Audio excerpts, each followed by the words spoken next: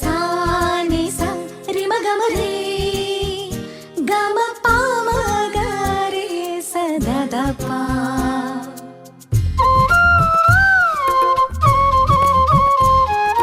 புல்வெளி பெய்யும் சாரலை போல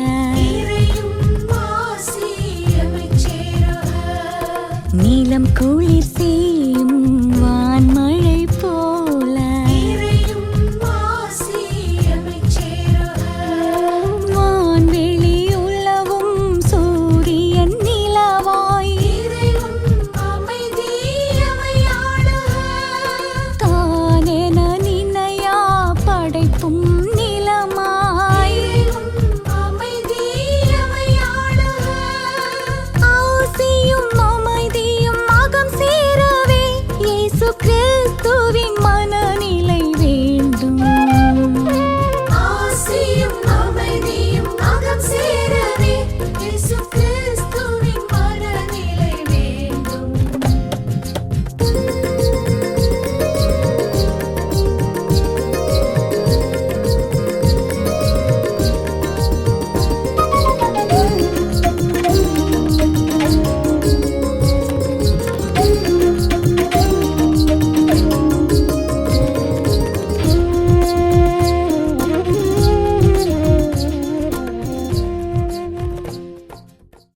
தந்தை மகன் தூயாவியாரின் பெயராலே ஆமென். உயிர்த்த ஆண்டவர் இயேசு கிறிஸ்துவுக்குள் வாழுகின்ற அருமையான என் சகோதர சகோதரிகளை, உயிர்த்த ஆண்டவர் இயேசு கிறிஸ்துவை காண்போம் என்ற மைய சிந்தனையில் நாம் இன்று இறைவார்த்தை சிந்திக்க இருக்கின்றோம். உயிர்த்த ஆண்டவர் இயேசு கிறிஸ்துவை காண்போம். இன்றைய நற்செய்தியானது லூக்கா நற்செய்தியில் எடுக்கப்பட்டிருக்கிறது. லூக்கா நற்செய்தி நூல் பிரிவு 24 13 முதல் 35 வரையுள்ள இறை வார்த்தைகள். வாரத்தின் முதல் நாள் சீடர்கள் இருவர் எருசலேமிலிருந்து ஏறத்தாழ 11 கிலோமீட்டர் தொலைவில் உள்ள ஒரு ஊருக்கு சென்று கொண்டிருந்தனர். அவ்வூரின் பெயர் எம்மாவு. அவர்கள் இந்நிகழ்ச்சிகள் அனைத்தையும் குறித்து ஒருவரோடு ஒருவர் உரையாடி சென்றார்கள். இப்படி அவர்கள் உரையாடி கொண்டும் வினவிக்கொண்டும் சென்றபோது இயேசு நெருங்கி வந்து அவர்களோடு நடந்து சென்றார். ஆனால் அவர் யார் என்று அறிந்து உணர முடியாதவாறு அவர்கள் கண்கள் மறைக்கப்பட்டிருந்தன. அவர் அவர்களை நோக்கி, வழிநெடுகிலும் நீங்கள் ஒருவரோடு ஒருவர் பேசிக்கொண்டிருப்பது என்ன என்று கேட்டார். அவர்கள் முகவாட்டத்தோடு நின்றார்கள். அவர்கள் கிளேயோப்பா என்னும் பெயருடைய ஒருவர் அவரிடம் மறுமொழியாக, எருசலேமில் தங்கியிருப்பவர்கள் உமக்கு மட்டும்தான் இந்நாட்கள் நிகழ்ந்தவை தெரியாதோ என்றார். அதற்கு அவர் அவர்களிடம் என்ன நிகழ்ந்தது என்று கேட்டார். அவர்கள் அவரிடம், நாசரேத்து இயேசுவை பற்றியே தான் பேசுகிறோம். அவர் கடவுளுக்கு மக்கள் எல்லாருக்கும் முன்பாக சொல்லிலும் செயலிலும் வல்ல இறைவாக்கினராக திகழ்ந்தார். அவர் இஸ்ராயலை மீட்கப் போகிறார் என்று நாங்கள் எதிர்பார்த்திருந்தோம்.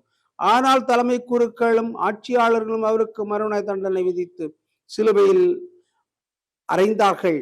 இவையெல்லாம் நிகழ்ந்து இன்றோடு 3 நாட்கள் ஆகின்றன. ஆனால் இன்று எங்களைச் சேர்ந்த பெண்களுள் சிலர் எங்களை மலைப்புக்குள்ளாக்கினர். அவர்கள் விடியற்காலையில் கல்லறைக்கு சென்றார்கள். அவருடைய உடலை காணாது திரும்பி வந்து வானக தூதர்களை கண்டதாகவும் இயேசு உயிரோடு இருக்கிறார் என்று அவர்கள் கூறியதாகவும் சொன்னார்கள். எங்களோடு இருந்தவர்களுள் சிலரும் கல்லறைக்கு சென்று அப்பெண்கள் சொன்னவாறே இருக்க கண்டனர். ஆனால் அவர்கள் இயேசுவை காணவில்லை என்றார்கள். இயேசு அவர்களை நோக்கி, அறிவிலிகளே, இறைவாக்கினர்கள் உரைத்து எல்லாவற்றையும் நம்ப இயலாத மந்த உள்ளத்தினரே, மெசியா தாம் மாட்சி அடைவதற்கு முன் இத்துன்பங்கள் பட வேண்டும் அல்லவா என்றார். மேலும் மோசே முதல் இறைவாக்கினர் வரை அனைவரின் நூல்களிலும் தம்மை குறித்து எழுதப்பட்ட யாவற்றையும் அவர் அவர்களுக்கு விளக்கினார். அவர்கள் தாங்கள் போக வேண்டிய ஊரை நெருங்கி வந்தார்கள். அவரோ அதற்கு அப்பால் போகிறவர் போல் காட்டிக்கொண்டார். அவர்கள் அவரிடம், எங்களோடு தங்கும், ஏனெனில் மாலை நேரம் ஆயிற்று, பொழுதும் போயிற்று என்று கூறி கட்டாயப்படுத்தி அவரை இணங்க வைத்தார்கள். அவர் அங்கு தங்குமாறு அவர்களோடு சென்றார். அவர்களோடு அவர் பந்தியில் அமர்ந்த போது அப்பத்தை எடுத்து கடவுளை போற்றி பிட்டு அவர்களுக்கு கொடுத்தார். அப்போது அவர்கள் கண்கள் திறந்தன. அவர்களும் அவரை அடையாளம் கண்டு கொண்டார்கள். உடனே அவர் அவர்களிடமிருந்து மறைந்து போனார். அப்போது அவர்கள் ஒருவரை ஒருவர் நோக்கி, வழியிலே அவர் நம்மோடு பேசி மறைநூலை விளக்கும் போது நம் உள்ளம் பற்றி எரியவில்லையா என்று பேசிக்கொண்டார்கள். அந்நேரம் அவர்கள் புறப்பட்டு எருசலேமுக்கு திரும்பி போனார்கள். அங்கு 11 அவர்களுடைய இருந்தவர்களும் குழுமியிருக்க கண்டார்கள். அங்கிருந்தவர்கள் ஆண்டவரை ஆண்டவர் உண்மையாகவே உயிருடன் எழுப்பப்பட்டார், அவர் சீமோனுக்கு தோற்றம் அளித்துள்ளார் என்று சொன்னார்கள். அவர்கள் வழியில் நிகழ்ந்தவற்றை, அவர் அப்பத்தை பிட்டுக் கொடுக்கும் போது அவரை கண்டு உணர்ந்து கொண்டதையும் அங்கிருந்தவர்களுக்கு எடுத்துரைத்தார்கள். கிறிஸ்து வழங்கும் நற்செய்தி. கிறிஸ்துவை உமக்கு புகழ். ஆண்டவர் இயேசு கிறிஸ்துக்குள், உயிர்த்த ஆண்டவர் இயேசு கிறிஸ்துக்குள் வாழ்கின்ற அருமையான மரியாபிஷ நண்பர்களே, ஆறுயிர் பெற்றோர்களே, அனைவருக்கும் அன்பார்ந்த வாழ்த்துக்களை, வணக்கங்களை மீண்டும் மரியாபிஷன் சார்பாக சொல்லிக் கொள்வதில் மகிழ்ச்சி அடைகிறேன். உயிர்த்த ஆண்டவர் இயேசு கிறிஸ்துவை அடையாளம் காண வேண்டும். ஒரு மலரை பார்க்கிறோம், அதனுடைய மனமாக இருக்கலாம், நிறமாக இருக்கலாம், எந்த பூ எந்த மலர் என்று நாம் அடையாளம் காணுகின்றோம். உணவாக இருக்கிறது, அதனுடைய மனமாக இருக்கிறது, அதனுடைய சுவையாக இருக்கலாம், அதனுடைய நிறமாக இருக்கலாம். அதை பார்த்து அது எத்தகைய உணவு என்று நாம் அருமையாக அடையாளம் காணுகின்றோம். அதுபோன்றுதான் நம்முடைய வாழ்விலே நிறைய அடையாளங்களை நாம் கண்டுகொள்ள வேண்டி இருக்கிறது. இடையர்கள் அந்த விண்மீனை அடையாளமாக பார்த்தார்கள், அறிகுறியாக பார்த்தார்கள், அதை பின்தொடர்ந்தார்கள். அந்த 3 ராஜாக்கள் பின்தொடர்ந்தார்கள். அடையாளம். குடில் ஒரு அடையாளம், குழந்தை இயேசு ஒரு அடையாளம், மாட்டு தொழுவம் ஒரு அடையாளம். இவ்வாறாக பல்வேறு அடையாளங்களை நாம் விவிலியத்தினுடைய பின்னணியிலே பார்க்கின்றோம். ஆபிரகாமுக்கு ஆண்டவர் அடையாளம் கொடுத்தார். முதிர்ந்த வயதில் ஒரு குழந்தையை கொடுப்பேன், அது நிறைய விதத்திலே பலுகி பெருகக்கூடிய ஒன்றாக இருக்கும் என்று சொன்னார். அடையாளம், பெரிய ஒரு அடையாளமாக இருக்கிறார். அதுபோன்று இறைவாக்கினர்களை அழைத்தார். என்ன அடையாளம் காட்டுகிறீர் என்று கேட்ட பொழுதெல்லாம் அவரோடு தான் உங்களோடு இருக்கிற, நீங்கள் போங்கள் என்று தைரியமாக சொல்லி அனுப்பினார். அனைத்துமே அடையாளங்கள், எல்லா இறைவாக்கினர்களுமே அடையாளம்.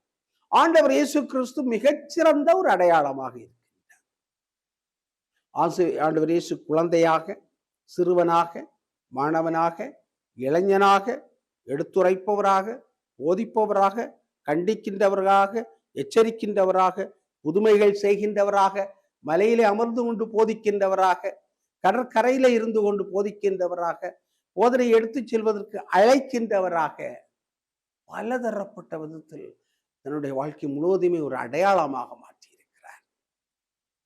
ஆனால் அவருடைய அடையாளங்களிலே, அவருடைய வாழ்வினுடைய அடையாளங்களிலே மிகச்சிறப்பாக இருக்கக்கூடியது நமக்காக அவர் கொடுத்திருக்கின்ற வெறும் அடையாளங்களும் அறிகுறிகளும் புதுமைகளும் புரட்சிகரமான சிந்தனைகளும் மட்டுமல்ல, இவற்றையெல்லாம் வாழ்ந்து காட்டுவதற்காக அவர் தன்னுடைய உடலிலே தாங்கிக் கொண்ட வேதனைகள், உள்ளத்திலே தாங்கிக் கொண்ட வேதனைகள், கசி அடிகள், இரத்தம் சிந்துதல், சிலுவை சுமத்தல், முள்முடியை தாங்கிக் கொள்ளுதல், இவைகள் எல்லாமே அடையாளமாக இருக்கிறார்.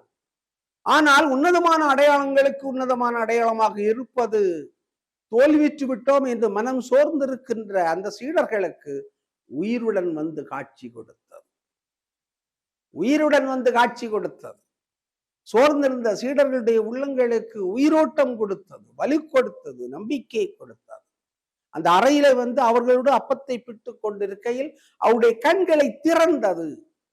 எனவேதான் உயிர்த்த ஆண்டவரை காண வேண்டும் என்று நாம் சொல்லுகின்றோம். போதிக்கின்ற ஆண்டவரையும், புதுமை செய்கின்ற ஆண்டவரையும், வழிபடுகின்ற ஆண்டவரையும் அல்ல, அதை கடந்து நமக்கு இருக்கின்ற உயிர்த்த ஆண்டவரை பார்க்க வேண்டும். ஆனால் இன்று நாம் பார்க்கின்றோம், உயிர்த்த ஆண்டவரை நாம் பார்க்கின்றோமா? ஆண்டவருடைய பெயரை சொல்லி பெரிய ஆலயங்களை கட்டுகிறோம், கோபுரங்களை கட்டுகிறோம், கொடிமரங்களை கட்டுகிறோம். ஆலயங்களிலும் கூட கோபுரங்களிலும் கொடிமரங்களிலும் ஆண்டவர் இயேசு கிறிஸ்துவை காண முடிகிறதா? உயிர்த்த ஆண்டவர் இயேசு கிறிஸ்துவை காண முடிகிறது. உயிர்த்த ஆண்டவர் இயேசு கிறிஸ்துவை காண வேண்டும் என்று சொன்னால் அவர் தியாகம் செய்கின்ற தியாக செயல்களிலே காண வேண்டும். அவருடைய பாடுகளிலே பார்க்க வேண்டும். பாடுகளிலே பார்த்தால்தான் அந்த பாடுகள் வழியாக உயிர்த்தெழுந்து வரக்கூடியதிலே அவரை காணும். எனவேதான் சீடர்கள் போதித்த ஆண்டவரை, புதுமை செய்த ஆண்டவரை, அறிகுறிகள் செய்த ஆண்டவரை, அன்பின் ஆண்டவரை, சிலுவையை சுமந்த ஆண்டவரை, சிலுவையில் இறந்த ஆண்டவரை, சிலுவையிலிருந்து இறக்கி கல்லறையில வைக்கப்பட்ட ஆண்டவரை பார்த்தார்கள். ஆனால் அவர்கள் உயிர்த்த ஆண்டவரை பார்த்த பொழுதுதான் அவர்களுக்கு வாழ்க்கையில உன்னதமான ஒரு சிந்தனை ஏற்பட்டது. அதைத்தான் ஆதி கிறிஸ்தவர்கள் என்று சொல்லுகின்ற அந்த திருத்தூதர் பணியிலே பார்க்கிறோம். ஆண்களும் பெண்களும் ஆண்டவர் இயேசு கிறிஸ்து உயிர்த்தெழுந்தார் என்பதை அறிகின்ற பொழுது அவர்கள் ஆச்சரியமடைகிறார்கள், வியப்படைகிறார்கள், ஆனந்தமடைகிறார்கள், மகிழ்ச்சி அடைகிறார்கள், உறுதி கொள்கிறார்கள், நம்புகின்றார்கள், விசுவசிக்கின்றார்கள், புறப்படுகின்றார்கள். அதனால் வருகின்ற இன்பங்கள் துன்பங்கள் எல்லாவற்றையும் ஏற்றுக்கொள்ளுகின்றார்கள். உயிர்த்தாண்டவர் இயேசு கிறிஸ்துவினுடைய அந்த ஆற்றல். அதனால்தான் வேதனைகளை அவர்களால் தாங்க முடிந்தது. இன்று வேதனைகளை தாங்க முடியாதவர்கள் உயிர்த்த ஆண்டவருக்கு சாட்சிகளாக இருக்க முடியாது. அன்று சாட்சிகளாக இருந்தவர்கள் அந்த நகரத்துல இவர்கள் கிறிஸ்தவர்கள் என்று மக்கள் அடையாளம் கண்டு கொண்டார்கள். காரணம், கிறிஸ்துவை போன்று இருக்கிறார்கள், கிறிஸ்துவை போன்று செயல்படுகிறார்கள், கிறிஸ்துவை போன்று வாழ்கிறார்கள், சேர்ந்து ஜெபிக்கின்றார்கள், பகிர்ந்து வாழுகின்றார்கள், மன்னித்து வாழுகின்றார்கள், பிறருக்காக வாழ்க்கை அர்ப்பணிக்கின்றார்கள். எனவே உயிர்த்தாண்டவர் இயேசு கிறிஸ்துவில் வாழுகின்ற அருமையான சகோதர சகோதரிகளை, உயிர்த்தாண்டவர் இயேசு கிறிஸ்துவை கண்டுகொள்ளுகின்றவர்கள் இந்த அரும் அடையாளங்களை வாழ்க்கையிலே வாழ்ந்து காட்ட வேண்டும். அதைத்தான் திருச்சபை நமக்கு சொல்லிக் கொடுக்கிறது. அந்தியோக்கிய நகரத்திலே இந்த கிறிஸ்தவர்களை போன்று உயிர்த்தாண்டவர் இயேசு கிறிஸ்துவை காண்போம். அன்றாட வாழ்க்கையில நம்முடைய அந்த உயிர்த்தாண்டவர் இயேசு கிறிஸ்துவை பிரதிபலிப்போம். கண்ணாடிகளாக இருந்து பிரதிபலிப்போம். அதுதான் மிகச்சிறந்தது. இன்று திருத்தந்தை போர்கள் நடக்கின்ற காரணங்களை சுட்டி காட்டி அமெரிக்காவுக்கு எச்சரிக்கை கொடுக்கிறார், இஸ்ராயலுக்கு எச்சரிக்கை கொடுக்கிறார், போர் செய்கின்ற அனைவருக்கும் எச்சரிக்கை கொடுக்கிறார். உயிர்த்தாண்டவர் இயேசு கிறிஸ்துவனுடைய மிக முக்கியமான ஒரு போதனையாக இருக்கிறார்.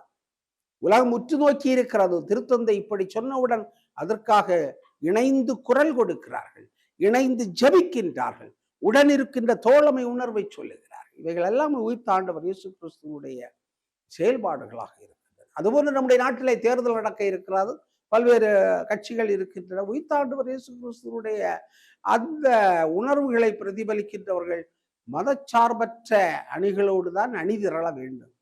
மதம் சார்ந்தவர்களோடு அல்ல, மதம் பிடித்தவர்களோடு அல்ல, ஜாதி வரி பிடித்தவர்களோடு அல்ல, அதிகார வரி பிடித்தவர்களோடு அல்ல, ஊழல் பார்ட்டிகளோடு அல்ல. மாறாக மத நல்லிணக்கத்தை, ஒருமைப்பாட்டை கொண்டு வரக்கூடியவர்களுக்கு நாம் உறுதி செய்தோம் என்று சொன்னால், உறுதுணையாக நின்றோம் என்று சொன்னால், கிறிஸ்துவனுடைய விவிலிய மதிப்பீடுகளை ஓரளவுக்கு வாழ்ந்து காட்டுவதற்கான வாய்ப்பு நமக்கு கிடைத்திருக்கிறது என்று அர்த்தமாகும். எல்லா கட்சிகளும் ஊழல் செய்கின்றன என்று சொல்லத்தான் செய்கின்றன, எல்லோரும் செய்யலாம். ஆனால் யார் மத நல்லிணக்கத்தை, ஒற்றுமைப்பாட்டை, ஒருமைப்பாட்டை, ஒற்றுமையை கொண்டு வர இருக்கிறார்களோ, கொண்டு வருகிறார்களோ, கொண்டு வந்திருக்கிறார்களோ, அவர்களோடு நாம் நின்றால், அவர்களை அடையாளம் கண்டோம் என்று சொன்னால், நமக்கு ஒரு சமத்துவமான ஒரு சமுதாயம் மலர்வதற்கு அடிப்படையாக இருக்கும். சிந்திப்போம், செயல்படுவோம், திருத்தந்தையோடு இணைந்து நிற்போம், ஆண்டவர் இயேசு கிறிஸ்துவோடு, உயிர்த்த ஆண்டவர் இயேசு கிறிஸ்துவோடு இணைந்து செயலாற்றுவோம். எங்களை எல்லாம் பாசத்தோடு படைத்து பராமரித்து வருகின்ற எங்கள் நிலத்தந்தை இறைவா, மரியாவிஷன் நேயர்களுக்காக நாங்கள் ஜெபிக்கின்றோம். அனைவருக்கும் நிறைவான உடல் உள்ள ஆன்மீக நலன்களை கொடுத்தருளும். எங்களுடைய நாட்டை ஆஸ்வதித்துள்ளும். தேர்தல் காலங்களிலே வன்முறைகள் நடைபெறாமல் எங்களை பாதுகாத்தருளும். உலகத்தில் நடக்கின்ற போர்கள் எல்லாம் மறைந்து, போர்கள் எல்லாம் நீங்கி அமைதியும் ஒருமைப்பாடும் வர வேண்டும் என்றும் நாங்கள் ஜெபிக்கின்றோம். சிசியாரை போன்று அமைதியின் தூதுவனாய் என்னை மாற்றும் என்று சொல்லுகின்ற ஜெபத்தில நாங்களும் இணைந்து ஒவ்வொரு நாள் ஜெபிக்க வேண்டிய, செயல்பட வேண்டிய ஆற்றலை தாரும். ஆமென். தந்தை, மகன், தூயாவின் பெயராலே ஆமென்.